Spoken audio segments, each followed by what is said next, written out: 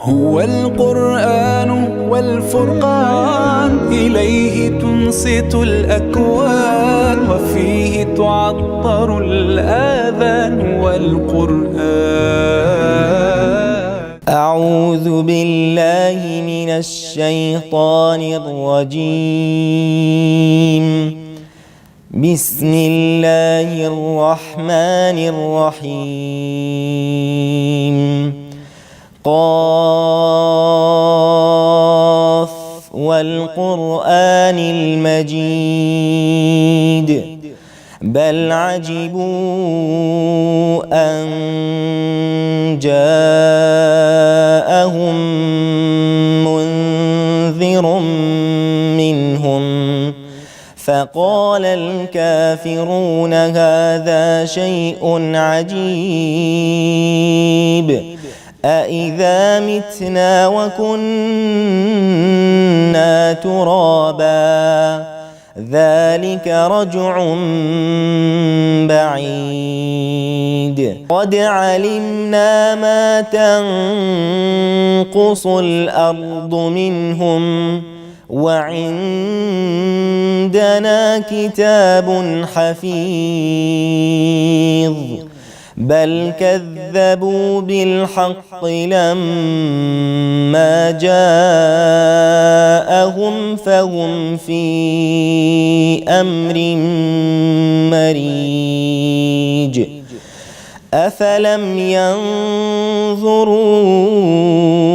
إلى السماء فوقهم كيف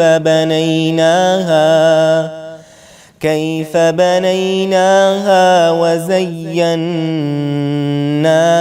وما لها من فروج والأرض مددناها وألقينا فيها رواسي وأنبتنا فيها من كل زوج بهيج تبصرة وذكرى لكل عبد منيب ونزلنا من السماء ماء مباركا فأنبتنا به جنات وحب الحصيد والنخل باسقات لها طلع نضيد رزقا للعباد وأحيينا به بلدة ميتا كذلك الخروج كذبت قبلهم قوم نوح وأصحاب الرس وثمود وعاد وفرعون وإخوان لوط وأصحاب الأيكة وقوم تبع كل كذب الرسل فحق وعيد أفعينا بالخلق الأول بل هم في لبس من خلق جديد ولقد خلقنا الإنسان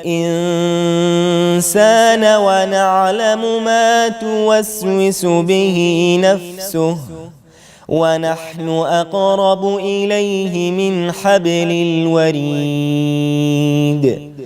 إذ يتلقى المتلقيان عن اليمين وعن الشمال قعيد ما يلفظ من قول إلا لديه رقيب عتيد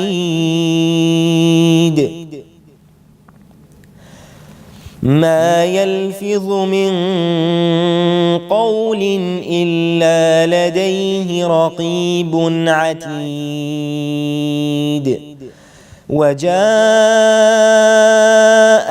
سكرة الموت بالحق ذلك ما كنت منه تحيد ونفخ في الصور ذلك يوم الوعيد وجاءت كل نفس معها سائق وشهيد لقد كنت في غفلة من هذا فكشفنا عنك غطاءك فبصرك اليوم حديد وقال قرينه هذا ما لدي عتيد ألقيا في جهنم كل كفار عنيد مناع للخير معتد مريب الذي جعل مع الله إلها آخر فألقياه في العذاب الشديد قال قرينه ربنا ما أطغيته ولكن كان في ضلال بعيد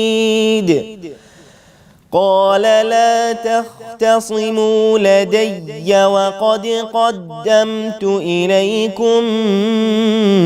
بالوعيد ما يبدل القول لدي وما أنا بظلام للعبيد يوم نقول لجهنم هل امتلأت وتقول هل من مزيد وأزلفت الجنة للمتقين غير بعيد هذا ما توعدون لكل أواب حفيظ من خشي الرحمن بالغيب وجاء بقلب منيب ادخلوها بسلام ذلك يوم الخلود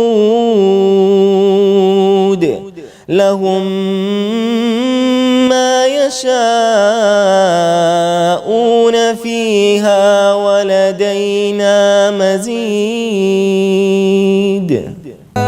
والفرقان إليه تنصت الأكوان وفيه تعطر الآذان والقرآن